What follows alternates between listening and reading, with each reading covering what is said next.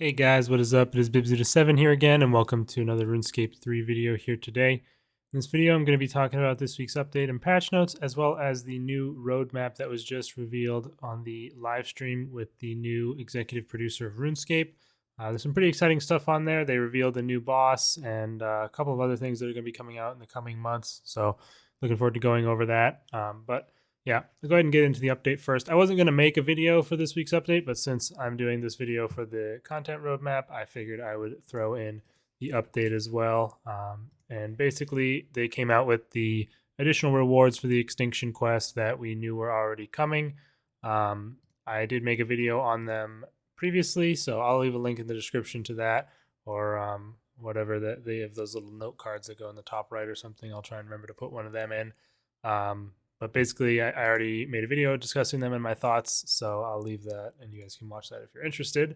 But basically, they have changed everything the way that we wanted, and as far as the skilling stations go, apparently they are quite a bit better, and they do have a decent amount of loot that you can get from them.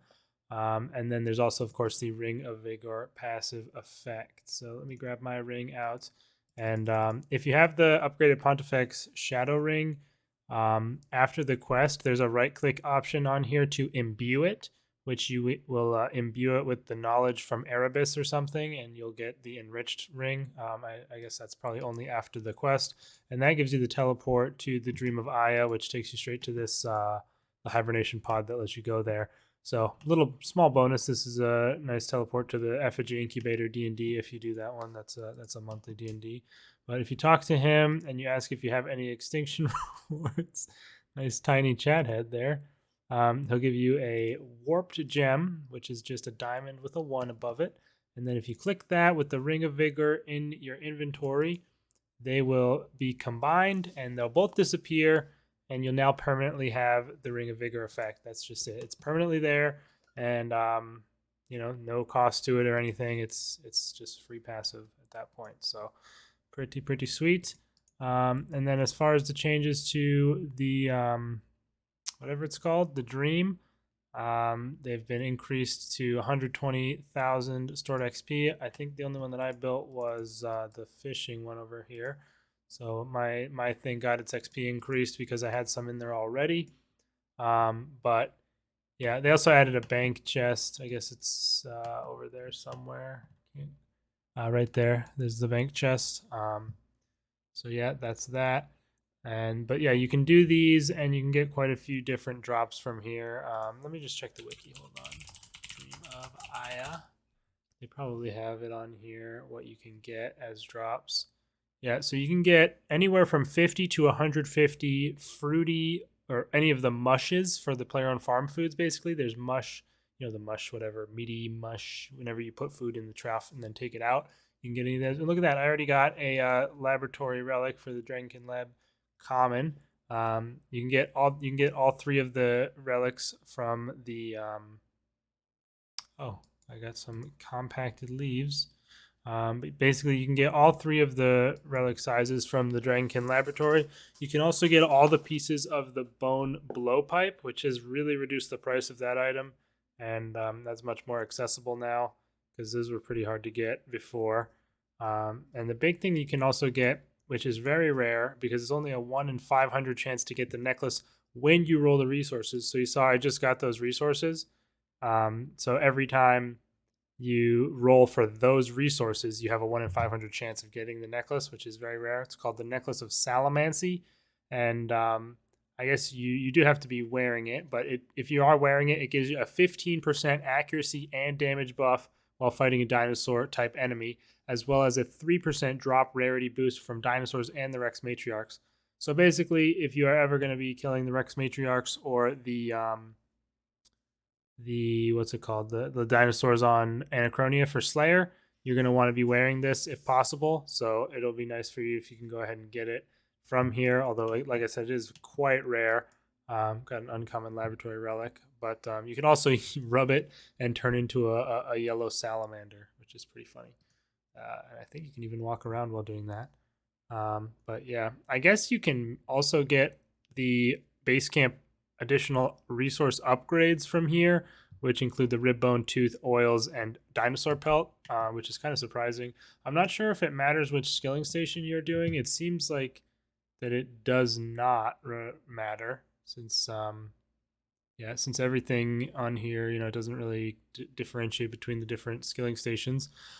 You can also get unchecked versions of any animal from the ranch out of time. So any frog, any salamander, any jadinko. I don't think you can obviously get the shiny versions, but yeah, any feral dinosaur. So this has brought previously unavailable unchecked dinosaurs into the game. Basically, any variant of a big game hunter or slayer monster that was not the base variant is now also available in unchecked version, which it wasn't before, which is pretty nice. So basically, like you have the arcane apoterasaur, which you can get from big game hunter, but then you could previously only breed for the natura and iratum subspecies of that, and that was only possible to do via breeding at the ranch out of time. And since that there's no collector person there, you'll never get unchecked versions of these dinosaurs. But now they are all available, and it looks like you can just get any one of the animals at some point. So I think it. And if I've seen on Reddit, a lot of these are apparently pretty common to get a lot of these rewards. I mean, I've already gotten 6 laboratory relics, so that's pretty cool. But yeah, that's pretty much it. I think that's the changes to the Dream of Aya. It seems like it's quite a bit better now. I just got some more compacted resources. You get more XP, you can store more XP, and there's all these additional rewards as well. So seems like it's a bit better now, and definitely gonna be looking forward to trying to go for that necklace at some point on my accounts here. And let's see, is there anything else that that was worth adding in?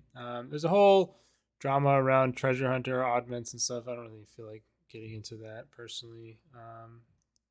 They made treasure hunter worse, which I think is good, but I don't really know all the details since I never play on my main to begin with. So yeah, either way, let's get into the content roadmap. And I guess I'll just go ahead and continue skilling here while I'm doing this to see if I can get anything else. And let me switch the, let me just bring up the content roadmap on screen as well so I can show you guys. Okay, here we go. I have the roadmap up here on the screen.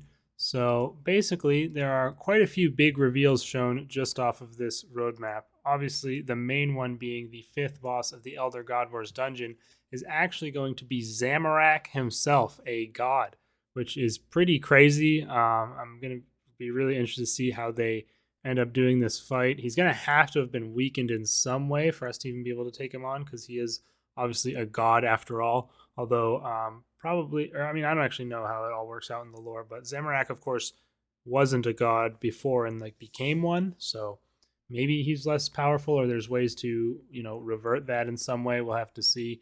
There is a Zamarak boss quest that's going to be coming out prior to the release of the boss. So that will probably get into a lot of setting up the fight and what's going to be the reason for it.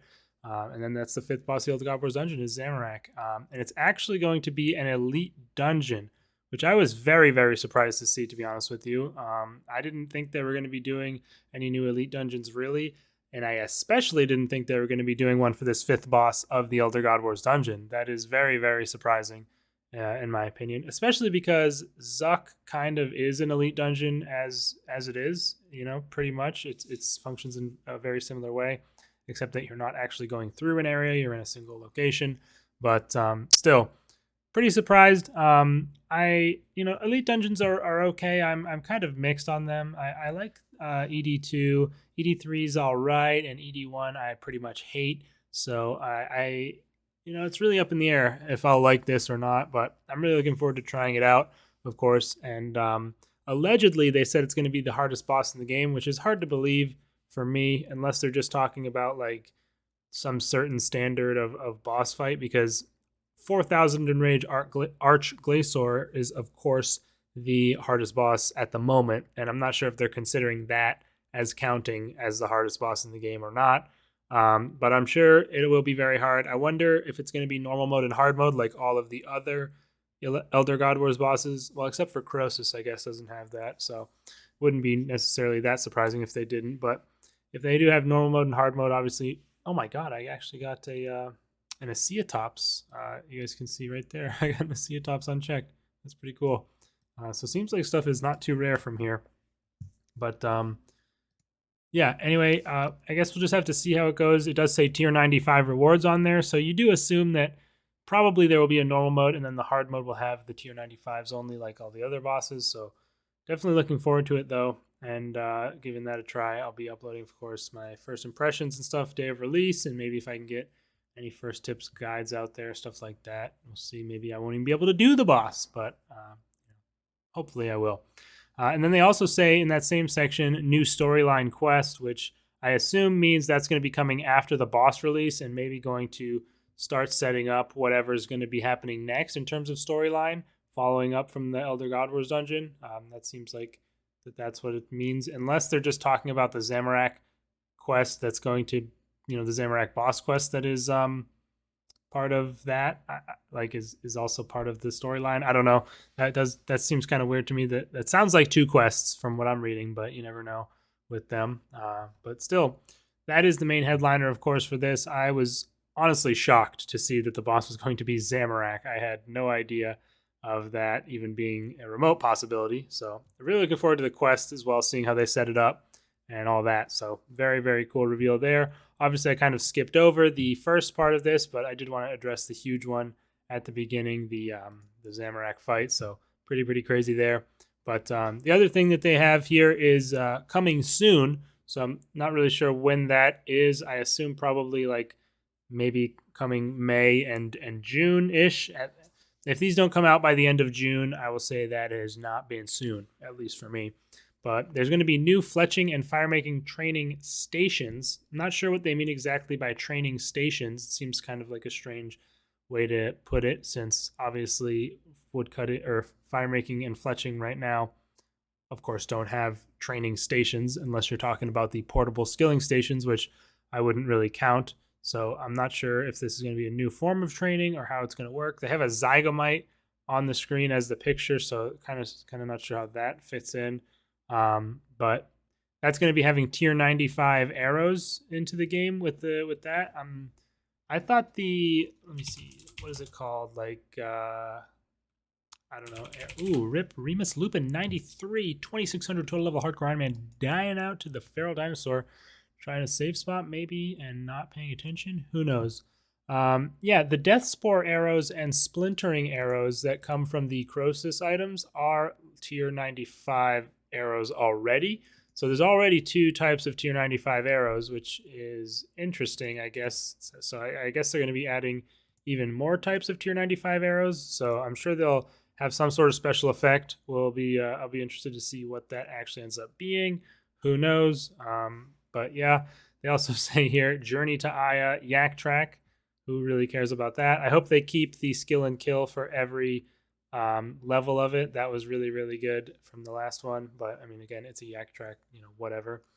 And they also say Iron Man Team Dungeoneering is going to be coming soon, which is something they said was coming quite a while ago now, and people have been really looking forward to it in the Iron Man community. So I'm going to be happy when that comes out, because I really hate Dungeoneering mostly, and being in a team obviously makes it go quite a bit faster with the XP rates and stuff. So looking forward to having that ability, even if I might not make use of it all that much, since I don't like finding teams for stuff in general. Oh, look at that. I guess you guys can't see. I got 79 seedy mush, probably the most annoying mush to get on like Iron Man and stuff. But yes, stuff drops pretty commonly here. But moving on now, yeah, Iron Man Team. So that's it there. So I mean, coming soon. There's not really a whole lot of stuff. Interested about the arrows, but other than that, I mean, not a huge amount of stuff coming. It's basically just they're going to be working on the new boss, I assume, and the new quests. So I'm hoping the quest, like the Zamarak boss quest, comes out maybe in June or July. Since it says summer, I assume the boss itself isn't going to be coming out until, who knows, like late August or later, August or September probably.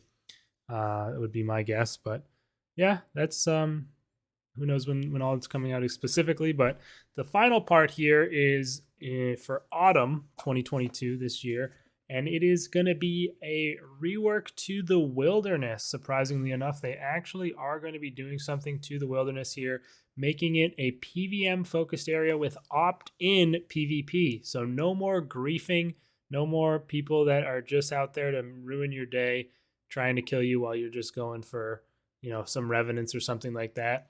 It is, of course, going to devalue my 2 Hardcore Iron Man with Chaos title, but I'm not too broken up about that. I still have the knowledge that I did it when I could have potentially been PK'd. And at the same time, I'm still going to want to go out there for some Lava Strikeworms and stuff in future. And that's going to be nice that I won't have to worry about getting killed. So, yeah, just really surprised to see this, to be honest with you. I don't think they've really commented a whole lot on the wilderness in the past, but I think this is great. It's been a stupid dead area of the game for years now, since nobody really does PvP in the EOC, and pretty much everybody out there trying to PK is just trying to grief people who are, doing other things. So definitely looking forward to seeing what they do there.